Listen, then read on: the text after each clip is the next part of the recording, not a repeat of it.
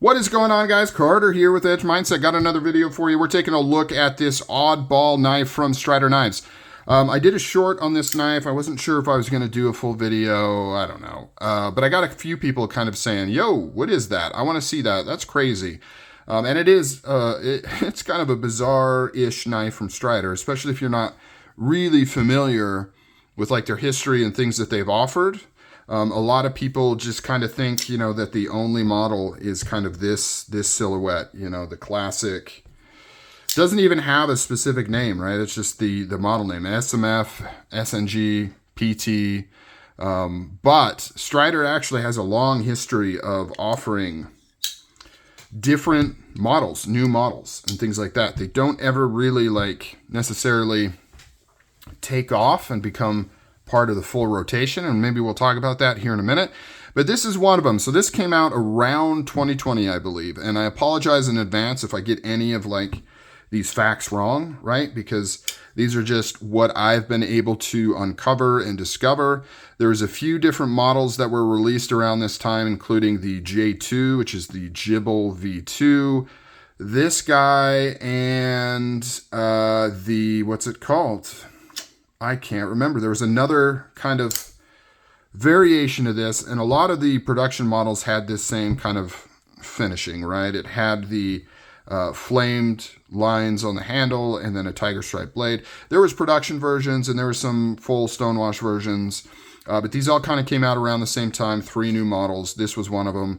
And they did a few runs of them and then they kind of disappeared, and I don't think that they've done them again. So this is kind of a bit of a, this is the craziest one of all of them, right? Of the 3 models, the new models that were released in 2020, this is the wildest of them all. And it's somewhat of an upscale version of the PERT, but, you know, only in the sense that they're both Persian variants. Other than that, they are very, very different. You can see how like organic this knife is, how curvy this knife is. Looks very like Ken Onion-y in a way, like the way it doesn't have kind of the straight lines that your typical Strider knife would have. And then it's got this wild Persian Tanto hybrid blade shape on here with an extremely robust tip. Well, actually, now that I look at it, I guess it's not that robust. It seems like it based on the grinds, because this is a very obtuse grind right there. I mean, look at these things intersecting between the flat, the thingy-mabobber up at the top. I can't think of the word. I'm getting too old or something like that. Swedge up at the top. And then it's got the kind of the Tanto 2 grind type thing with this hollow grind back here and then flat grind at the front. It's a pretty wild blade shape. I don't think I've ever seen a Tanto Persian. I don't even know what you would call that. This might be the first one done. I don't know. Anybody comment down below if you've seen a Tanto Persian before. Actually, I don't know. Maybe that Kubi I have. I think I have a Kubi with a similar blade shape with the Tanto Persian. So maybe I take that back. But very, very cool nonetheless. This one's rocking CTS XHP, which is kind of a cool steel you don't see around too much nowadays. Very chunky, very thick. Let's do some sizes here. So compared to an SMF, you can see it's very similar to an SMF. Just barely, like a couple millimeters short on the blade.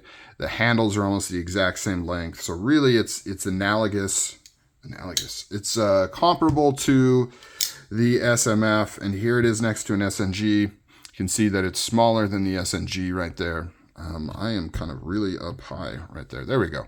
Smaller than the SNG and a whole lot wider and fatter. And this thing is a beast. Like it's heavy. It's not a lightweight in any sense of the word. Blade length on it is 3 3/4. Overall length is like 8 3/4. Weight on this thing, I don't even know what the weight on this is. It's just obese. I can guarantee that. So clear that. What are you doing? There we go. I was like, why are you not clearing out on me? 7.2 ounces. Heavy boy, heavy boy. Actually, this reminds me. I just did a video on the PERT, and it came in at like 3.2 ounces, but I don't think I had cleared, so 3 ounces on that. I think it came out like 3.2 or 3.1.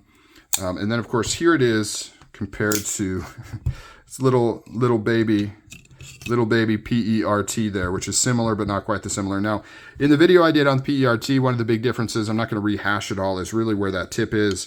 On the PERT, it's really cool because the tip is in line with the pivot, so it's not actually that high, which is what you would typically see in a Persian-style trailing point blade, right? That's kind of one of the downsides, is this tip is really high, and so you can't really do a lot of work with it comfortably in terms of utility cuts. It's really more of a fighting style blade. Now, obviously, you've got this big piece of bevel right here that you can use for rock cuts and things like that, for rocking through material.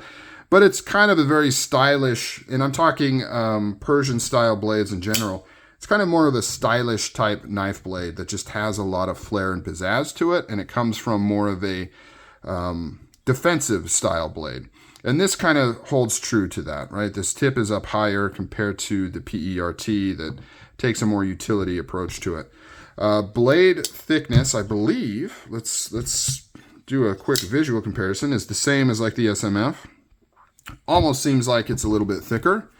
Let's actually run those numbers right now. Now this, okay,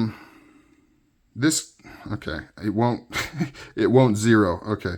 This isn't the most accurate measurements here, but if we're going in, let's do millimeters.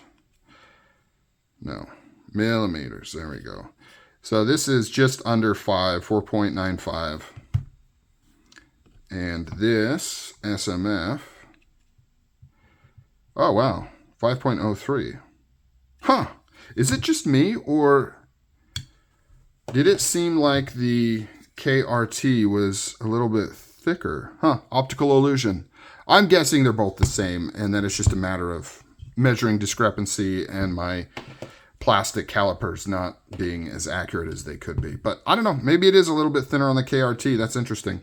Another thing is the opening hole is much skinnier. It's the same width, but it has a skinnier type thing. So really you're not actually going in the hole with the KRT. You're more kind of just catching that lip right there.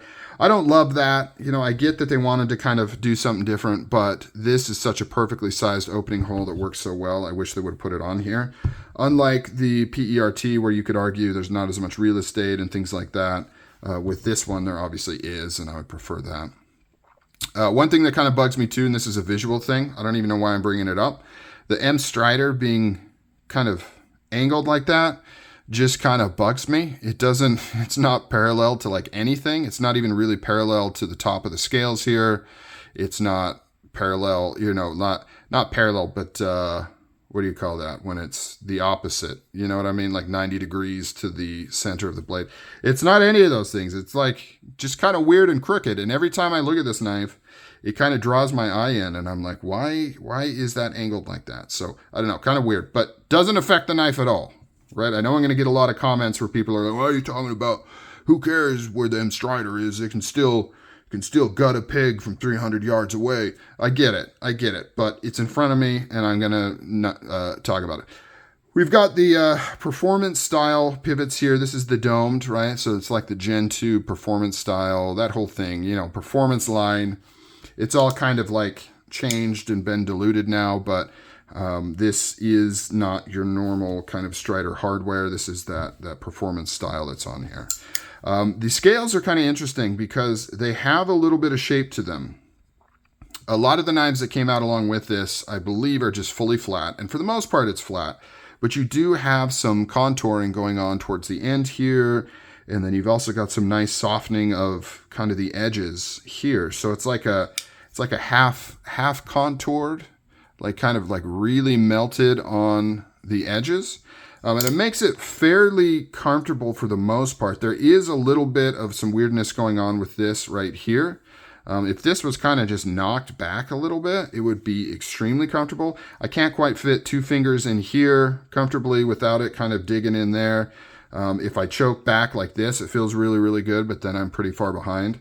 And then if I'm trying to choke up on the choil, then this point kind of hits this finger right here. So I would not consider this a working out in the field all day, putting a lot of hours into a knife type design. To me, this is just more of a cool visual treat of a Strider-ish knife that you just don't typically see, right? It's kind of going wild with the Persian mindset, and it's just not something I think most people would even know existed.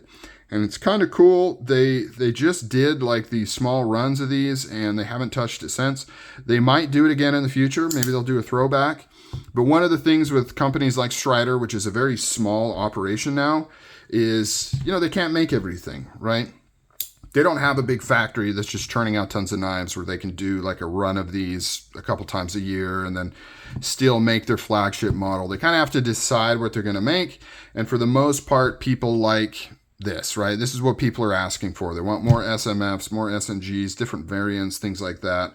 Not as many people are asking for some of these kind of smaller run designs. But like I mentioned in the PERT video, I think like it would be killer to get an SNG size of this exact knife, right? Just like this, just upscaled with like a lock bar stabilizer would be amazing. And I think it would do really, really well. But I can see why maybe this one isn't really something they're chomping at the bit to kind of make again. I don't know, could be wrong. I don't have any information on that.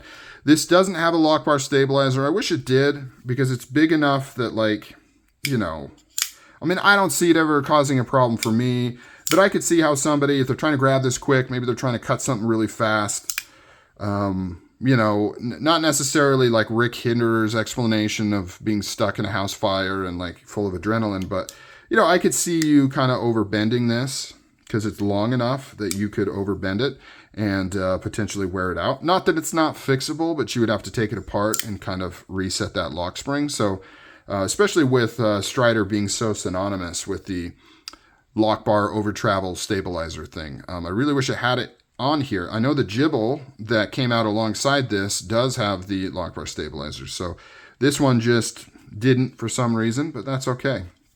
Very cool knife. What do you guys think of this oddball Strider right here? I'm glad to add it to my collection. I'm really kind of thinking I might focus on some of these, you know, some of these not off, but like, you know, lesser known models that they did that maybe a lot of people don't know about.